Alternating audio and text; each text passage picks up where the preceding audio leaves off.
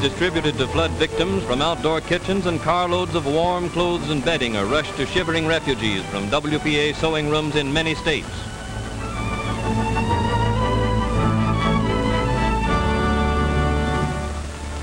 In emergency hospitals, thousands of lives are saved by Red Cross and volunteer nurses and doctors assisted by trained WPA workers.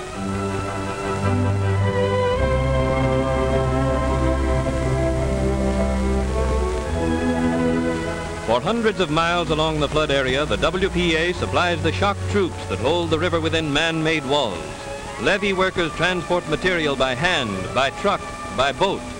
Working day and night, they fill countless thousands of sandbags, raising the levees above the record crest. Often working under the skilled direction of Army engineers, relief workers fight the flood at every point.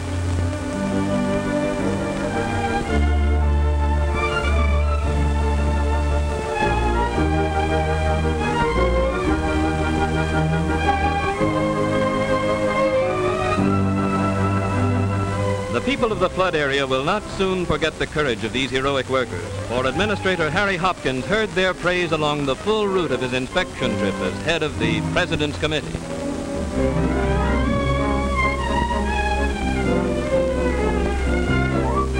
As the waters subside after the work of rescue is completed, comes a new battle against the threat of disease.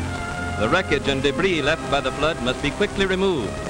Proper conditions of sanitation must be reestablished to prevent the epidemics which were once certain to take an additional toll of life. And so, from the first moment of danger to the day when life again takes up its even flow, the Works program offers aid to those who need it most.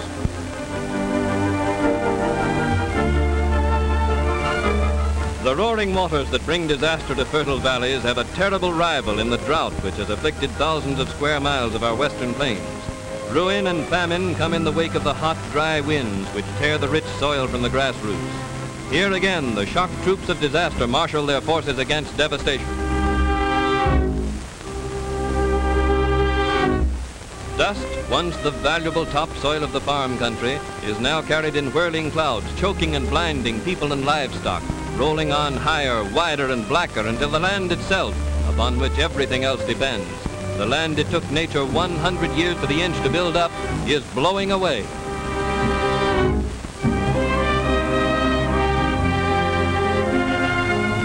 In this emergency, too, the shock troops of disaster marshal their forces against devastation. With the aid of WPA workers, food, housing, and medical care are provided for those who have been driven from their homesteads by the threat of famine.